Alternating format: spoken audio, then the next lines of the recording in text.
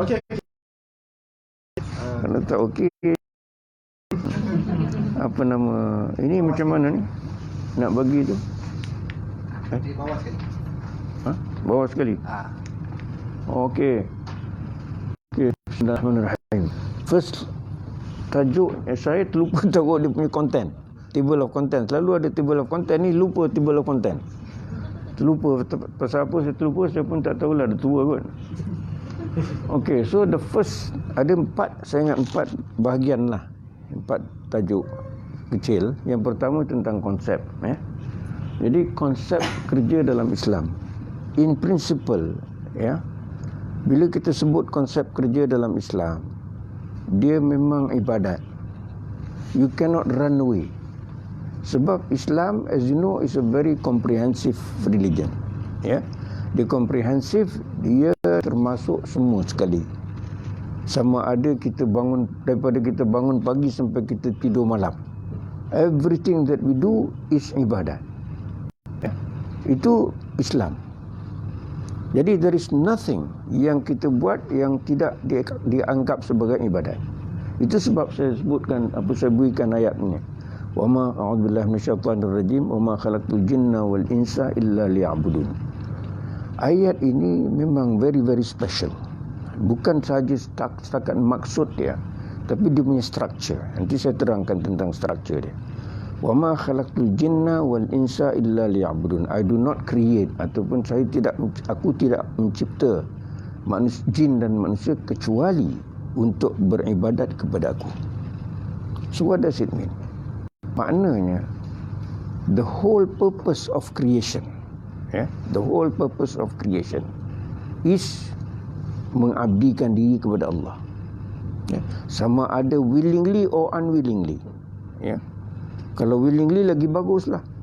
Kalau tidak, unwillingly pun you kena beribadat juga kepada Allah. Jadi there is no way that you boleh maksiat sebenarnya. Kalau kita lihat dalam ayat ini, Khalaqtul jinna wal insa illa liya'budun. Saya lainkan warna ma dengan illah. Perkataan ma dengan illah. Bila Allah sebut ni satu structure, satu structure yang digunakan oleh Al-Quran, digunakan oleh Allah Subhanahu Wa Taala untuk menunjukkan suatu konsep yang sangat jelas. Apa dia? Bila kata ma means no. Ma means tidak. Ma is a negation. Ma itu menidakkan segala-galanya. Bila dia kata wa ma khalaqtu, menidakkan, bila dia create tu menidakkan segala-galanya. No other purpose except. Jadi mesti ada illah. Illah tu except, kecuali. Jadi bila ada ma mesti ada illah. Wa ma mesti ada ikut dengan illah. Jadi dua perkataan ini sangat penting. Satu, negate everything. Dia negatekan yang dia dijadikan untuk apa? Untuk makan, untuk minum, dah. Untuk tidur, dah. Sebenarnya tidur, sebenarnya makan, sebenarnya minum. Tapi that is not the purpose. Itu bukan tujuan Allah. Tujuannya semata-mata untuk, kecuali dia kata illa liya'budun, kecuali beribadat kepada kamu, kepada aku. Jadi kalau kita lihat banyak lagi ayat-ayat lain. Misalnya saya ambil wa ma Muhammadun illa rasul. Kita tahu ayat tu kan? Wa ma Muhammadun illa rasul. Apa maksudnya? Dan tidak Muhammad itu dijadikan atau dilantik kecuali sebagai rasul. Dan tidak ada purpose lain. Dia sebenarnya dilantik untuk menjadi rasul kamu. Maka kamu kena taat kepada dia. Kalau dia panggil kita sedang kita bersalat, kena berhenti salat pergi cari dia. Itu rasul tu. Ada 2 sahabat. Dalam hadis, 2 sahabat dipanggil oleh Rasulullah ketika mereka bersalat. Mereka tak datanglah. Dah habis salat baru dia pergi. Bila dia pergi, Rasulullah tanya, mana engkau tadi? Dia tak cakap Melayu, dia cakap Arab lah kan. Mana engkau tadi? Dia kata, kami sedang salat. Kau tahu tak apabila aku panggil kena datang? Itu Rasul punya status. Salat pun kena datang.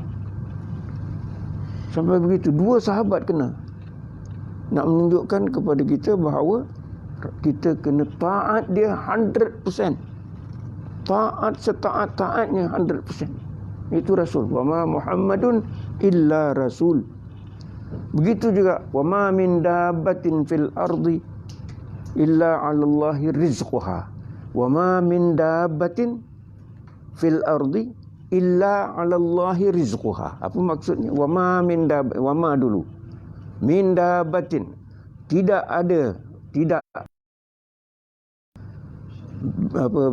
binatang yang melata di atas bumi, ma min dabbatin fil ardi illa kecuali 'ala Allahi rizquha. Atas Allah lah yang memberikan dia rezeki. Maksudnya apa? There is no other creature yang boleh berikan sesuatu kepada kamu, wahai orang-orang yang melata di bumi. Kita ni semua melata di bumi. Jadi siapa juga yang melata di bumi, rezeki kamu daripada Allah. So janganlah duk sibuk nak mengampu sana ampu sini. Jadi masalah manusia ni dia terlupa. Itu sebab dia ampu sana ampu sini. Supaya dapat kerja, dapat naik pangkat. No. Siapa yang bagi makan? Allah. First person yang kita kena minta, Allah. No other person. Okay? Jadi itu sebab pada saya, if you talk about pekerjaan dalam Islam dari segi konsep, memang dia itu ibadat. Tak boleh lagi lah. You faham? Memang dia itu ibadat. So as for you all, you are very lucky, because you memang duduk dalam satu organisasi yang melaksanakan segala-galanya mengikut syariah. Jadi there is no possibility sebenarnya kalau you buat betul-betul untuk organisasi you, sama ada you audit ke, you review ke, apa buat pun, memang ibadat. You faham? Asalkan niat you betul. Niat you untuk organisasi, niat itu untuk Allah. Maka apa juga yang you buat di sini adalah ibadat. You makan pun ibadat. Betul? You makan pun ibadat. Sembahyang dah tentulah ibadat. You bercakap, you bergurau, pun ibadat. Okey? Jadi kalau kita fahamkan begitu, then it's very simple. Jadi tak payah kita nak panjang-panjang cerita. Dah habis dah talk saya. Jadi ayat ini sebenarnya bermaksud aku Allah mencipta jin dan manusia semata-mata untuk aku perintahkan mereka menyembah aku, bukan kerana aku perlukan mereka. I do not need you. Aku tidak perlukan kamu. Berapa banyak kalau kita baca Al-Quran, dia nanti sebut, kalau kamu engkar kepadaku, Allah itu tidak langsung rugi. Dia tak kata kau gini. No. Kalau kau engkar pada aku tidak akan rugi. Allah tidak akan rugi. Maknanya, I do not need you. Yang you sibuk sangat buat apa? Kan, tak payah. Itu sebabnya ayat ini sangat powerful.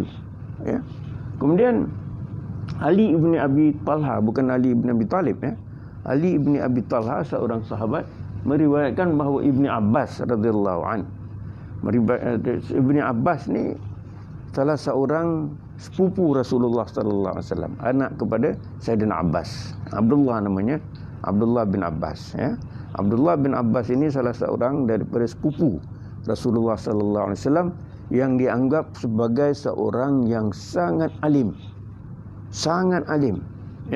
Sangat alim. Sebab salah satu daripada sebabnya ialah Abbas itu sendiri, Sayyidina Abbas itu sendiri selalu menyuruh anaknya, iaitu Abdullah ni tadi, pergi berapat dengan Rasulullah. Dan Rasulullah kadang-kadang Abbas ni, Abdullah ni datang ke rumah dia, ya, mengintip untuk mengetahui apa Rasulullah buat. Bapa disuruh. Antara isteri-isteri Rasulullah, ada seorang itu mak saudara dia. Jadi kira muhrim. Jadi bila dia datang, dia pilih malam-malam yang giliran mak saudara dia tidur dengan Rasulullah. Jadi bila dia masuk bilik tu, Rasulullah satu malam dia tengok ada orang lebih. Ada seorang lebih kan. Ini apa passenger ni? Siapa ni? Dia kata Abdullah. Oh, okey. Dia okey lah. Pasal muhrim. Rupanya si Abdullah ni bapa disuruh, kau pergi tidur bilik Rasulullah. Kau ambil tahu apa dia buat malam-malam. Apa dia baca. Kau rekod semua. Itu sebab kita tahu berapa rakaat dia sembahyang tahajud. Pukul berapa dia bangun. Berapa rakaat dia sembahyang witir dan sebagainya. Ini Abdullah bin Abbas ni cerita. Kemudian ada satu doa yang Rasulullah baca tiap-tiap pagi selepas daripada sembahyang sunat subuh. Sunat sebelum subuh. Dia sembahyang sunat sebelum subuh di dalam rumah. Dia sembahyang subuh di masjid. Jadi sembahyang sunat sebelum subuh. Lepas dia sembahyang sunat sebelum subuh, dia sembahyang sunat sebelum subuh cepat sungguh.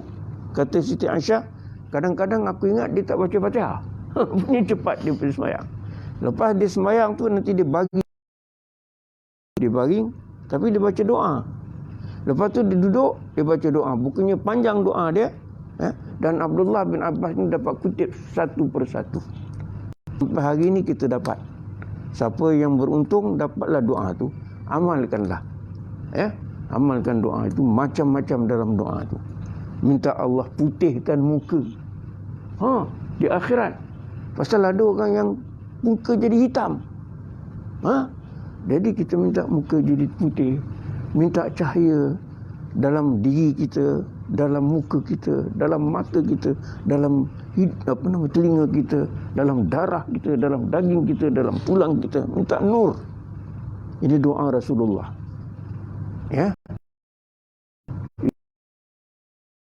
Sayyidina Abdullah ni Ibn Abbas. Abdullah bin Abbas. Jadi Abdullah bin Abbas ni selalu Rasulullah doakan dia.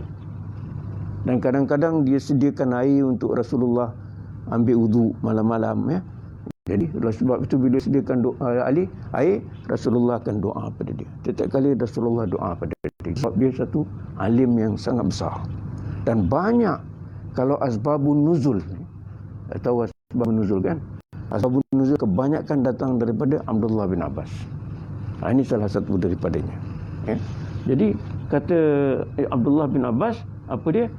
Bahawa Abdullah bin Abbas radhiyallahu anhu menjelaskan, illa liya'budun, kecuali untuk mengabdikan diri kepadaku, melainkan, iaitu maksudnya melainkan beribadat kepadaku, bermaksud agar mereka menyembah aku secara sukarela ataupun tidak sukarela, willingly or unwillingly.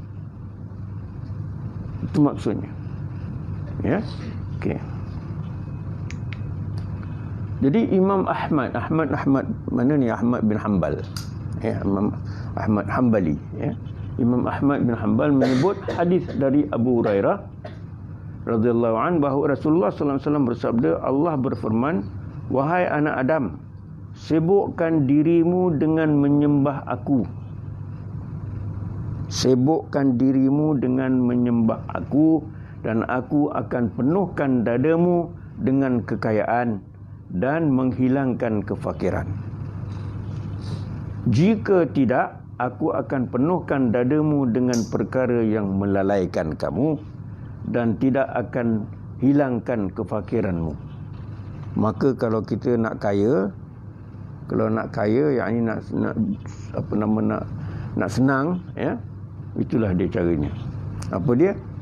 Sembahlah Allah. Do not forget Allah.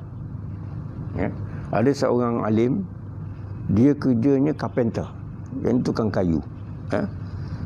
Tengah dia pukul paku ni kat dinding, dengar azan, berhenti pukul paku. Paku dah sekerat masuk, tak pukul dah, berhenti terus pergi sembahyang. Sama macam tu. Boleh kita buat, susah sikit lah. Dah lepas azan, lama lagi zuhur, panjang lagi.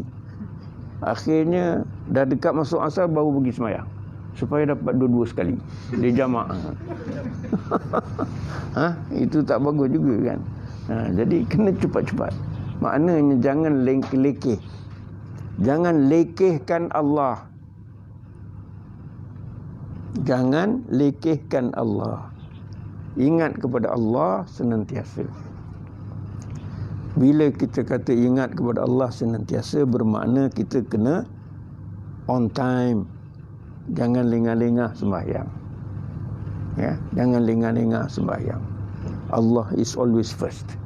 Kalau Allah is always first, He will look after you all the time. Tak ada masalah. Ya, tak ada masalah. Ya, ada satu hamba Allah,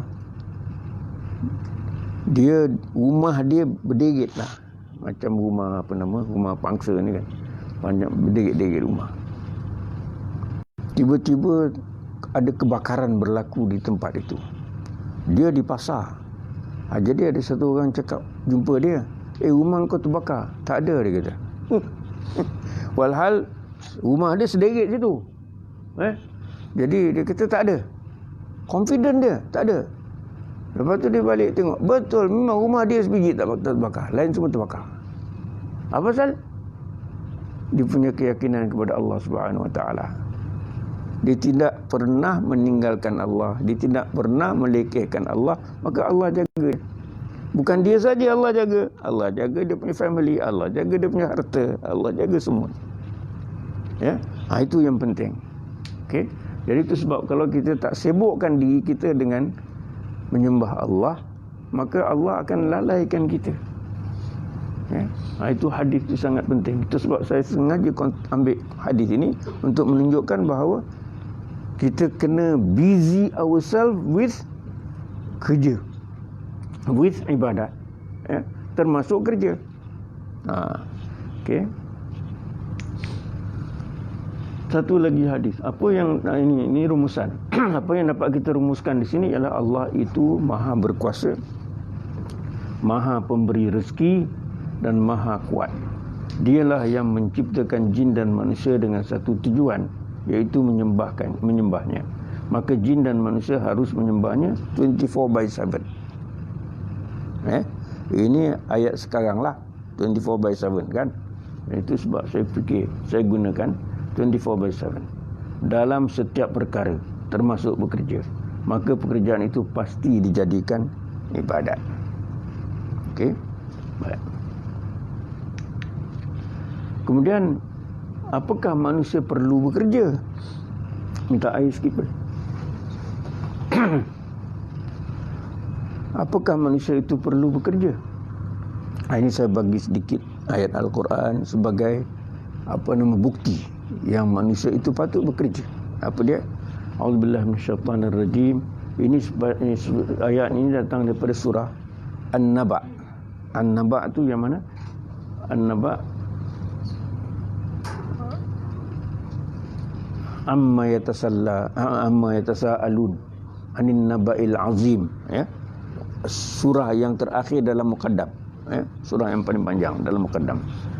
Jadi dalam surah itu ada dua ayat, iaitu waja'alnal laila libasa waja'alnan nahara ma'asha.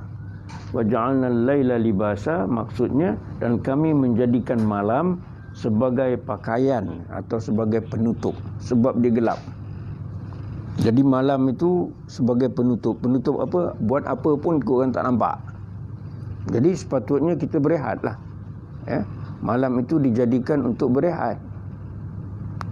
Waja'alnan nahara ma'asha, dan dijadikan siang itu untuk bekerja, untuk mencari kehidupan. Thank you.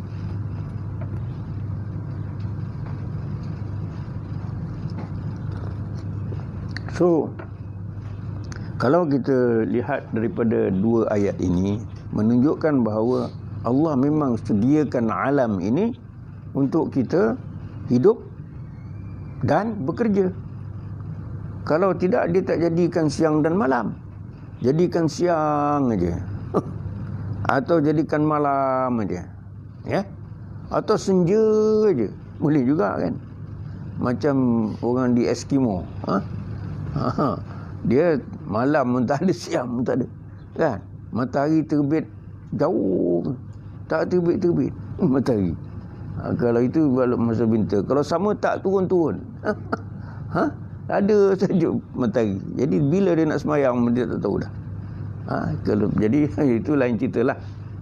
Tapi maksudnya Allah memang jadikan bumi ini dengan dua peringkat masa, dua jenis masa, yang satu gelap, yang satu terang. Yang terang itu untuk kita bekerja, dan yang terang, yang gelap itu untuk kita berehat. Memang dijadikan seperti itu. Okey, itu satu bukti yang kita patut bekerja. Okey. Yang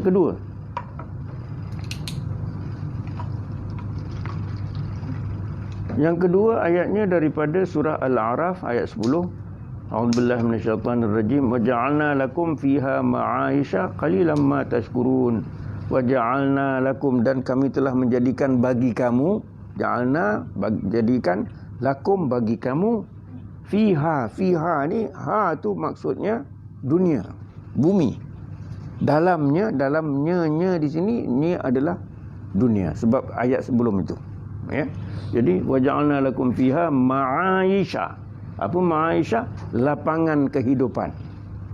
Ma'aisha, lapangan kehidupan. Ya. Tempat kita mencari rezeki. Okey. Tetapi qalilan ma tashkurun, tetapi sedikit sangat manusia yang bersyukur. Ya. Lupa nak bersyukur. Ya. Macam seorang sahabat sebenarnya, dia miskin.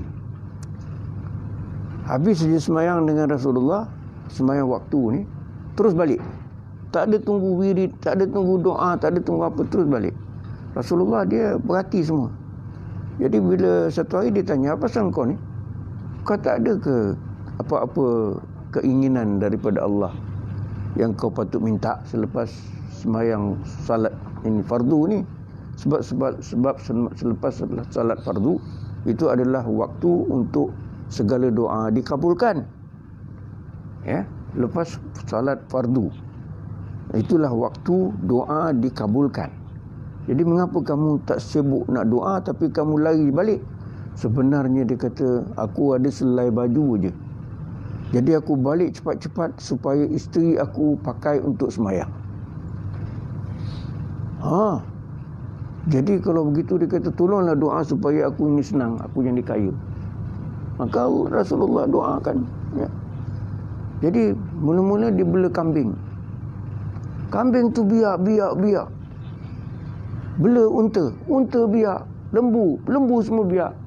Jadi bila dah biak, dia pindah jauh sikit daripada masjid sebab sibuk sangat. Lama-lama tak datang masjid langsung. Bila tak datang masjid langsung, akhirnya Tuhan cabut baliklah. Ambil segala binatang mati. Jadi miskin balik. Dah lupa ke Allah. Lupa nak syukur kepada Allah bila dah kaya. Ya? Jadi Allah ambil balik. Kalau misalnya kita ingat Allah, Allah tidak akan ambil. Jaga Allah. InsyaAllah Allah akan jaga kita. Okey. Itu satu lagi bukti yang menunjukkan bahawa qalilan ma tashkurun. Sedikit sangat manusia ini bersyukur. Tempat rezeki ada. Etika ni ada tempat rezeki. Tapi tak bersyukur. Tak boleh. Kena bersyukur. Selalu bersyukur. Lebih banyak syukur, lebih banyak dia beri. Ya. Wa in syakartum la azidannakum. Jika kamu bersyukur, maka aku akan tambah lagi. Jadi syukurlah selalu. Kalau yang paling baik, namakan syukur. Setiap kali panggil syukur. Kalau nak jadi orang baik, namakan saleh. Ya, saleh. Jadi saleh, insya-Allah. Kan? Kemudian yang kedua, satu lagi ayat daripada surah Al-Jumu'ah. Fantashiru fil ardi wabtaghu min fadlillah. Ini sebahagian daripada satu ayat panjang. Ayat sebelumnya, ya ayyuhallazina amanu idza nudiya lis-salati min yaumil jumu'ati fas'au ila dzikrillah wa dzarul bai'ah. Ya. Apa maksudnya? Apabila kamu dipanggil untuk sembahyang Jumaat, wa idza nudiya lis-salati min yaumil jum'ah fas'au ila dzikrillah, bergegaslah untuk mengingati Allah, bergegaslah untuk mengingati Allah, fas'au ila dzikrillah wa dzarul bai', dan tinggalkan perniagaan. Mengapa perniagaan? Sebab perniagaan inilah satu perkara yang sangat melalaikan kita. Bayangkan ada banyak customer depan kita tu nak beli barang. Ya, kita tinggalkan customer. Tak ada, mana boleh. Orang tu nak beli, orang ni nak beli. Kau main strong lagi. Lupa. Azan pun tak dengar. Kan? Itu sebab dia kata wazarul baik. Kalau kau boleh tinggalkan perniagaan, kau akan tinggalkan yang lain. Sebab perniagaan yang paling kuat melalaikan kita. Okey. Kemudian baru sebut wa idza nudiya lis-salati min wa idza fa idza qadaitum fa idza qudiyatis salatu fantashiru fa idza qudiyatis salah, apabila kamu telah selesai salat, fantashiru fil ardi, bertebarlah di bumi ini, fantashiru fil ard wabtaghu min fadlillah, dan carilah kurnia Allah, dan carilah daripada kurnia Allah. Okey. Tapi ada ujung lagi, fantashiru fil ardi wabtaghu min fadlillah wadhkurullaha katsiran la'allakum tuflihun. Wadhkurullaha, ingatlah kepada Allah, katsiran, banyak-banyak, la'allakum tuflihun, semoga kamu akan berjaya. Maksudnya apa? Dalam kita bertebar untuk ke bumi untuk mencari rezeki, ya, kita jangan lupa kepada Allah. Ingat kepada Allah, insya-Allah Allah akan tolong kita. Tapi kalau kita tidak ingat kepada Allah, kita tidak akan dapat apa yang kita nak. Susah nak dapat. Ya, jadi selalu ingat kepada Allah. Ya. Okey. Kemudian sebuah hadis Rasulullah sallallahu alaihi wasallam daripada Amirul Mukminin Abu Hafsah, yakni bapa kepada Hafsah. Hafsah tu siapa? Anak kepada Sayyidina Umar yang kahwin dengan Rasulullah sallallahu alaihi wasallam. Ya. Jadi Sayyidina Umar Al-Khattab radhiyallahu anhu berkata, aku dengar Rasulullah sallallahu alaihi wasallam bersabda. Ini hadis ini sangat masyhur. Semua orang tahu sangat, ya. Innamal a'malu binniyat. Betul? Lepas tu tak tahu. Takat tu je. Betul tak? Innamal a'malu binniyat, semua orang tahu. Lepas tu tak tahu. Panjang hadis tu. Innamal a'malu binniyat wa innamal likulli imri'in ma nawa. Faman kanat hijratuhu ila Allah wa rasulih fa hijratuhu ila Allah wa rasulih. Wa man kanat hijratuhu ila dunya yusibuha aw imra'atin yankihuha fa hijratuhu ila ma hajara ilaih. Daripada Bukhari dan Muslim. Apa maksudnya? Amalan itu bergantung kepada niat. Okey. Dan tiap-tiap orang akan dapat apa yang dia niatkan. Okey. Barang siapa yang hijrahnya adalah untuk Allah dan Rasulnya, maka hijrahnya adalah untuk Allah dan Rasulnya. Barang yang dia hendak dapatkan wanita yang hendak dinikahinya, maka hijrahnya adalah untuk apa yang dia niatkan. Bagaimana ataupun apa sebabnya Rasulullah berikan hadis ini? Sebenarnya di zaman hijrah tu banyak sahabat-sahabat hijrah kan bersama Rasulullah. Ada salah seorang sahabat tu daripada Mekah, dia datang ke Madinah.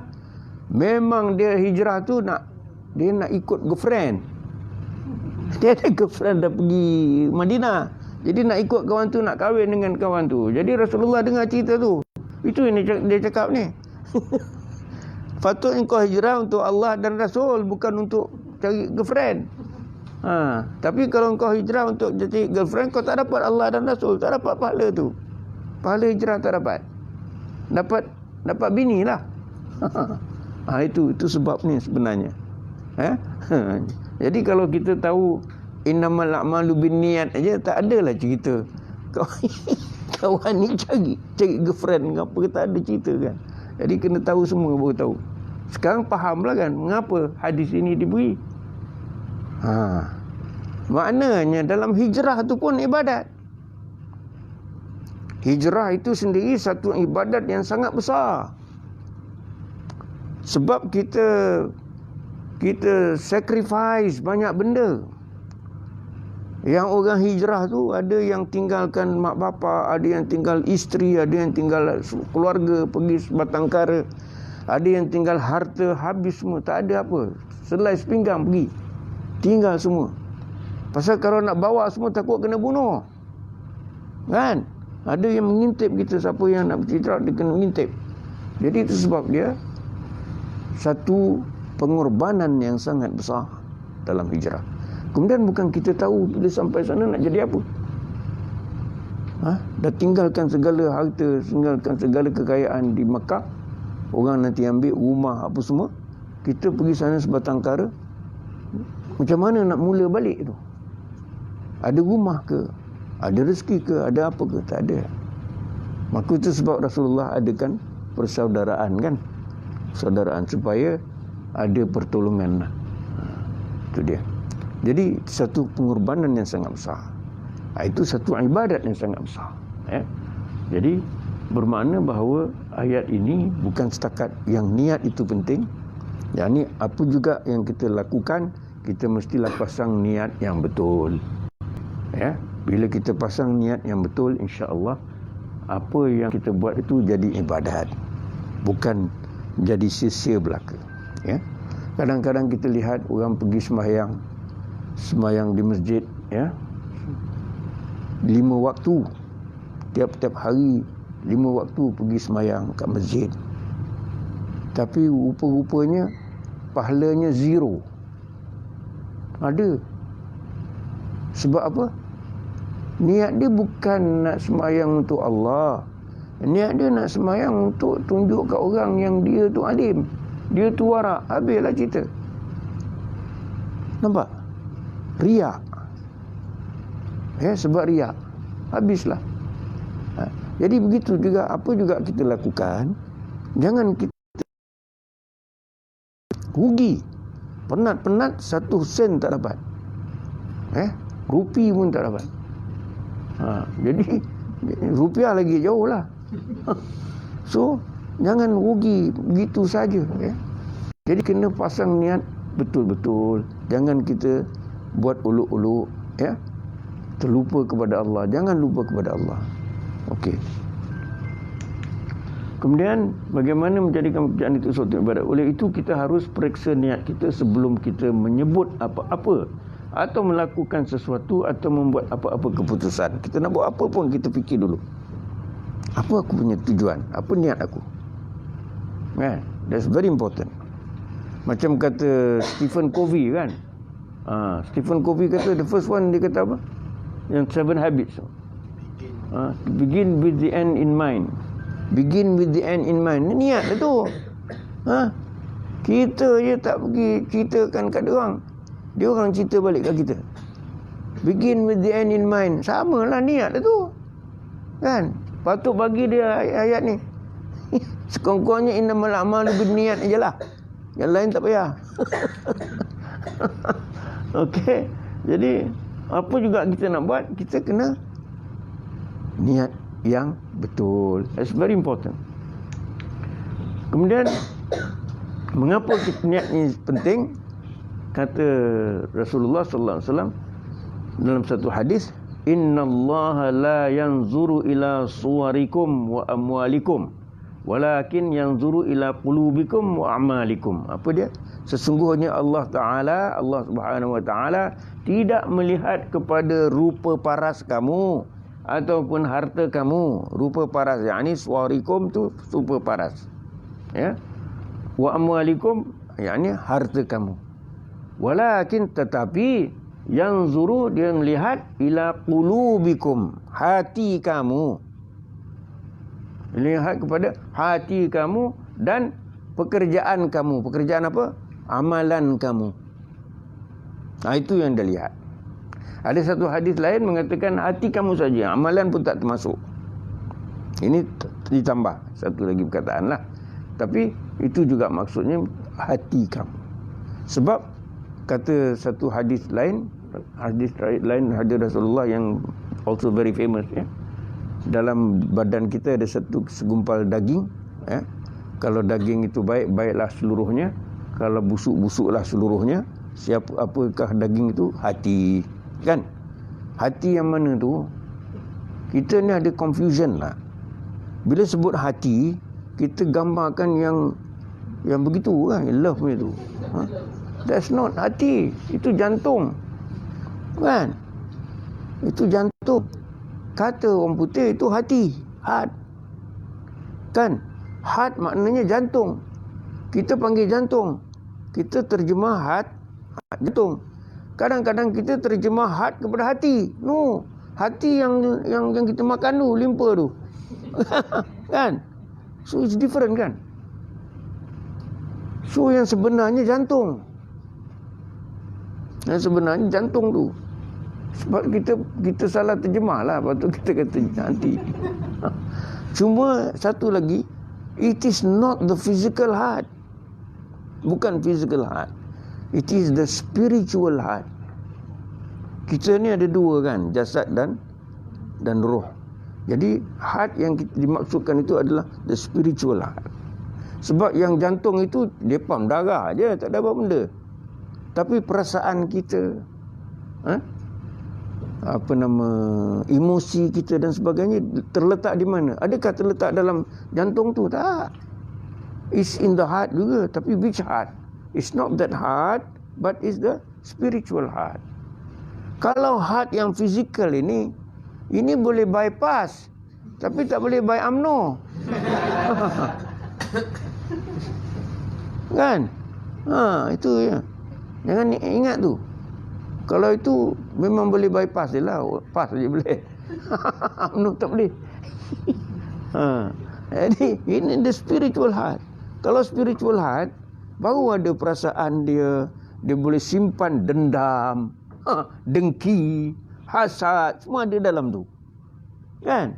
Sayang, suka, cinta, semua pun dalam tu juga.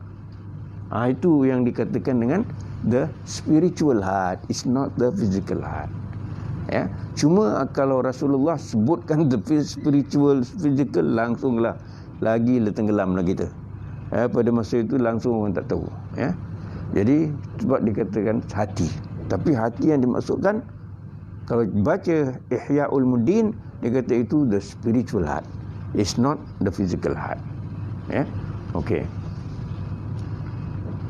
Kemudian satu lagi cerita di bawah tu, Nabi Musa. Nabi Musa AS pernah bertanya kepada Allah Subhanahu Wa Taala, sebab Nabi Musa AS adalah seorang nabi, seorang manusia yang pun dapat berkata-kata secara langsung dengan Allah Subhanahu Wa Taala. Lalu dia berkata-kata dengan Allah. Maka dia tanya kepada Allah, mengapa Allah benarkan ataupun pilih dia sebagai manusia yang boleh berkata-kata secara langsung dengan Allah. Allah kata, aku telah tilik engkau punya hati. Hati kamu ni sangat bersih. Itu sebab aku bercakap dengan kamu. Maknanya kalau hati itu betul-betul bersih, macam-macam boleh jadi. Dia jadi cermin. Dia jadi cermin yang akan memancar macam-macam. Orang lain tak nampak, dia nampak. Ya, orang lain tak nampak, dia nampak. Macam hati Rasulullah sallallahu alaihi wasallam itu hati paling baiklah. Sebab dia nampak bukan setakat yang ada, tapi yang akan datang pun dia nampak. Ya. Sebab bersihnya. Sebab bersih, maka dia terpantul. Apa juga maklumat yang lain boleh terpantul dalam tu. Dia macam cermin, ya. Jadi kalau kita nak jadi orang yang boleh tahu itu ini, waliullah dia tahu, kan. Kita dengar cerita waliullah, dia boleh tahu macam-macam benda yang kita tak tahu. Ada satu cerita, dia satu orang tu dia pergi ke Yaman, ke Hadramaut. Jumpa satu Habib. Habib ni cerita lebih kurang 200-300 tahun dulu, ya. Dia daripada Indonesia, ya. Jadi dia sampai ke sana, dia sakit. Dia sakit. Bila sakit tu rasa dia nak mati dah lah. Jadi dia jumpa Habib ni wali besar. Dia cakap kat Habib, dia kata tolonglah beri aku satu-satu ilmu atau satu-satu ayat yang aku boleh baca supaya aku boleh hidup sempat aku balik ke Indonesia. Dia tak mau mati kat sana lah. Jadi Habib ni bagi dia satu ayat, ya. Maka dia bacalah ayat tu hari-hari. Ya Latif falam tazal utub bina fima nazal innaka latif falam tazal utub bina wal muslimin. Dia baca yang tu banyak kali. Hidup dia. Balik ke Indonesia lepas 2 bulan baru mati. Ini Habib ni bagi. Yalah memang ajal dia belum lagi kan. Tapi Habib ni tahu. Tapi kau baca yang ni, dia kata. InsyaAllah sampai. Macam tu. Ada satu orang tu dia jumpa Habib juga dekat sana. Lepas tu kawan Habib ni tengok dia, kau pergi balik cepat, balik Indonesia, cepat kau balik. Dia tak tahu lah apa sebab dia suruh balik. Baliklah cepat-cepat. Rupanya malaikat maut duk tunggu.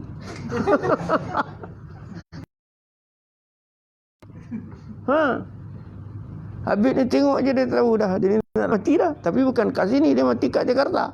Tu suruh balik cepat-cepat. Ada yang dia tahu kata kawan ni sakit di sana. Dia tengah berjalan kat pasar dengan anak murid dia. Tiba-tiba dapat mesej katakan orang tua ni tengah nazak. Apa kata dia ni kat anak murid dia? Kita sempat lagi, dia kata. Kalau kita pergi pasar ni balik sempat jumpa lagi. Macam tu. Ada orang boleh pasal hati bersih. Hati cukup bersih. Maka kalau nak jadi wali, itulah cara dia. Bersihkan hati. Ya. Baca tentang the purification of the heart. Ya, pergi cari buku purification of the heart. Bersihkan hati, insya-Allah boleh jadi wali. Ya. Dan saya dah tua tak dan dah. Okey. Syarat untuk menjadikan pekerjaan itu sebagai ibadat. Nombor 1, tentulah orang itu beriman. Ya. Kalau tak beriman tak jadi ibadat. Kan? Apa tu Mother Teresa. Banyak orang kata Mother Teresa patut masuk syurga. Sebab dia banyak buat baik kat orang. Banyak buat baik kat masyarakat. Tapi apa kata Allah dalam Quran? Selagi engkau tidak beriman kepada aku, apa engkau buat baik pun tak kira. Tak kira. Sama seperti apa yang dikatakan Miraj. Tahu Miraj? Miraj dalam desert. Kita tengok daripada jauh, tengok macam air. Kita pergi dekat, tengok bukan air. Kan? Maka dia kata, itu macam tu lah, dia kata. Dalam surah ceritakan orang yang macam ini, sebenarnya bila tidak beriman, maka dia akan melihat seolah-olah benda baik. Tapi bila dia dekat, langsung tak ada apa. Walau apa baik, kebaikan apa pun dia buat. Ya. Jadi, nombor 1 mesti beriman. Ya. Itu paling penting. Kalau tak ada beriman, tak boleh. Sampai satu hadis Rasulullah sallallahu alaihi wasallam dia kata, Allah dia sewaktu di akhirat nanti dia beri syafaat kepada umat dia. Rasulullah akan beri syafaat kepada umat dia sampai dia minta supaya siapa juga yang beriman, aku nak supaya dimasukkan ke dalam syurga. Walau sebis pun imannya, walau sebesar biji sawi imannya, aku minta supaya dia dimasukkan ke dalam syurga. Itu minta Rasulullah minta. Apa kata Allah? Itu bukan hak engkau, dia kata, itu hak aku, dia kata. That's not your right, it's my right. To put him in hell or itu heaven is my right. Jadi kata Allah, it's my right. Tapi dia kata, takkan sama satu orang yang beriman kepadaku walaupun sesaat dengan orang yang ingkar kepadaku. Takkan sama, dia kata. Maksudnya bukannya hari ni beriman, besok tak beriman, tak boleh lah. Dah beriman mesti terus. Bukan boleh break-break, tak ada. Ini yang sesat macam mana? Ada juga hamba Allah yang begitu untung, dia kafir. Tiba-tiba dah dekat nak mati tu masuk Islam.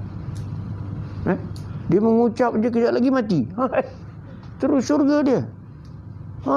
Walaupun sesaat kamu beriman kepadaku, takkan sama engkau ni dengan orang yang ingkar kepadaku. Maka iman itu yang pertama. Faham? Kalau tak faham, baliklah. Nombor dua, niat kerana Allah. Mesti ikhlas. Niat itu penting. Apa juga kita buat, mesti ada niat. Ya. Semalam saya mengajar cucu saya mengaji Quran. Cucu ni nakal sungguh. Jadi dulu saya mengajar anak-anak saya mengaji Quran. Semua takut kat saya. Saya pegang pensil je. Saya tak pegang rotan pun, saya pegang pensil. Bila baca tak betul, kena ketuk. Belum kena ketuk dah menangis. Apa lagi kalau kena ketuk. Dia kalau baca kali pertama tak betul, saya maafkan. Kali kedua, kadang-kadang saya maaf, kadang-kadang saya tak maafkan. Jadi kali kedua dia tak betul lagi, dia dah menangis. Dia menangis, dia harap tak kena pukul. Lagi kena. Cukup garang saya masa anak-anak. Bila tiba cucu, dia meniarap saya tak boleh buat apa. Sebab kalau saya marah, dia lari. Dia tak mau mengaji. Aduh, susah betul. Jadi rupa-rupanya dengan anak saya takut anak takut saya, dengan cucu saya takut cucu. Jadi semalam dia cakap kat saya, dia kata dia pandai cakap, dia kalau cakap English, dia tak cakap Melayu. Sebab dia pergi sekolah bukan play school di Damansara, ada satu tempat nama White House. White House ni yang belajar cerita semua anak Mak Saleh. Jadi dia cakap sebiji Mak Saleh sampai sekarang. Jadi dia kata kat saya, dia kata bila dia nak ambil wudu, when I want to take my wudu, I will do this. Dia kata, I will put my hand like this below the tap, and then I turn on the tap.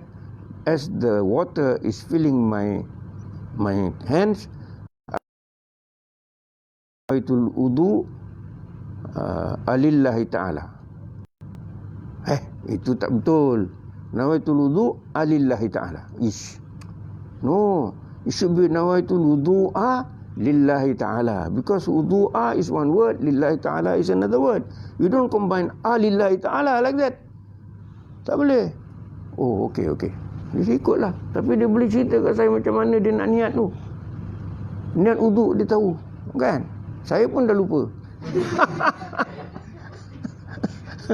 Saya tak baca macam tu. Saya baca lain kan. Jadi saya budak ni bagus juga. So anyway, niat penting. Sangat penting. Apa kita buat pun kita kena niat. Kalau kita tak niat, tak jadi apa. Okey, itu yang kedua. Yang ketiga apa? Perkara yang dilakukan itu selaras dengan kehendak syarak. Apa tempat itu mestilah selaras dengan kehendak syarak. Dari segi your job tak ada benda. Everything selaras dengan syarak. Kalau tak selaras tak boleh kan? Okey. Yang keempat, tidak bercampur dengan sebarang cara yang berlawanan dengan syarak. Yani the kaedah, the method must be in accordance with syariah. Maknanya tak adalah benda-benda yang haram dan sebagainya. Okey. Kemudian harus berusaha untuk menghasilkan yang terbaik. Bukan boleh lekeh-lekeh, tak ada. As a Muslim, you must do the best. Sepatutnya. Tapi kita perhatikan, walaupun dia Muslim, dia tak perlu buat the best. Itu yang susah. So it's not really the right thing to do. Okay? Okey. Cara melakukan pekerjaan sebagai ibadat, pasang niat yang ikhlas, rancang apa yang lepas kita pasang niat, nombor satu kita kena plan. Daripada rumah lagi. Sebelum kita pergi ke pejabat, belum ambil bawa kereta ke apa ke, nak naik apa benda, from the house you got to niat dulu. Niatnya apa? Ya Allah, aku nak pergi buat ni, minta supaya apa yang aku buat adalah perkara yang paling baik. Dapatlah aku melakukan yang paling baik dan mengikut kepada syarak. Okey, niat yang paling baik. let me do something with excellence. Itu yang kita patut niat selalu. Kemudian lepas tu kita rancang apa kita nak buat. Mungkin kita ada 2-3 benda yang kita nak buat. Maybe kita buat yang pertama apa, yang kedua apa, yang ketiga apa. Kena fikir dulu, kena rancang dulu. Bukan pakai pergi je ke pejabat, sampai ke pejabat tengok. Sekarang ni tak tengok surat khabar, dulu tengok surat khabar. Sampai je pejabat tengok surat khabar dulu. That's not your work. Ambil surat khabar baca, setengah jam lah tu. Dah lepas tu lapar. Terus pergi kantin. Bila nak buat kerja? Dah sejam sampai pejabat, belum bekerja lagi. So it's not right. Jadi bila sampai tu kita dah tahu dah semalam aku tinggalkan ini belum buat. Ni hari ni ada nak tulis surat kat sana, nak print yang ni, yang itu, yang ini, macam-macam. Kita buat dalam at least mentally. Lepas tu bila sampai tu kita buat terus, insya-Allah selamat. Jangan kita buat benda-benda lain. Jangan duk ingat tengok handphone sekejap. Mana ada sekejap? Buka handphone tu tak pernah sekejapnya. Tengok WhatsApp punya panjang message dia. Grup ni macam-macam grup. Kan? Jadi yang grup family lah, grup bukan family lah, grup kawan, grup itu schoolmate lah, grup university mate, grup animal mate. Macam-macam mate ada. Jadi banyak sangat grup. Saya tengok grup, saya tengok WhatsApp, nombor 1 sekali saya tengok siapa punya. Okay, delete everything. Saya dapat tahu macam mana nak delete everything. Itulah ilmu yang paling berkesan bagi saya. Cukup bagus, senang aja. Beratus. Sampai 100 lebih, 200. Ni apa cerita ni? Bila aku nak baca? Delete everything. Habis. Tu satu-satu saya delete everything. Tak ada baca. Satu kadang-kadang isteri saya tengok. Semalam dia tengok saya punya telefon. Banyak you punya mesej you tak baca. Memang aku tak baca. Baca buat apa? Buang masa aja. Bila kita buka, ya Allah, macam-macam. Kadang-kadang kena tengoklah. Bila Hadi punya email ke kan, kita tengoklah. Sakinah punya tu ada juga polisi saya dihantar. Macam-macam itu boleh lah. Ini nak pergi tengok dia tu punya grup, payahlah. Pada saya the best, banyakkan doa dalam perjalanan tu. Banyakkan doa, banyakkan selawat. Tiap-tiap kali kita nak buat sesuatu, kalau benda yang besar, berat-berat, misalnya nak kena buat satu kereta kerja yang besar, sembahyang 2 rakaat.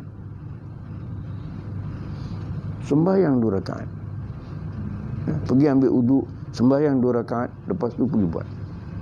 You nak audit yang kita tahu ini ada masalah, Masya Allah punya audit, you sembahyang 2 rakaat, you audit. Senang aja. Actually it's true. Saya kalau nak buat kerja yang apalah yang penting, I will pray 2 rakaat, buat kertas. Sekejap siap. Kertas itu you can see. Bila present, orang semua tahu this is a good paper. Orang publish, bukan publish sekali, 3-4 kali orang publish. Sebab daripada awal kita betulkan. So very important. That's my own experience. Saya perhatikan, if you do like that, insya-Allah. So selalu saya beritahu anak-anak saya, sembahyang 2 rakaat. Kalau kau ada sesuatu yang berat nak buat, sembahyang 2 rakaat. Minta kepada Allah. Minta tolong daripada Allah. Insya-Allah Allah akan tolong. Sebab there is no other person who can help you. No person can help you. Not your father, not your mother, not your brother, not your husband, not your wife. They cannot help you as much as Allah can help you. Believe me. Believe in Him. 100%. Kalau boleh 300%, 300 lah. Tapi 300% sama macam 100 juga kan. So 100%. Believe in him. Ya. So insyaAllah. Okay. Itu ajalah. Jazakumullah. Berapa jam?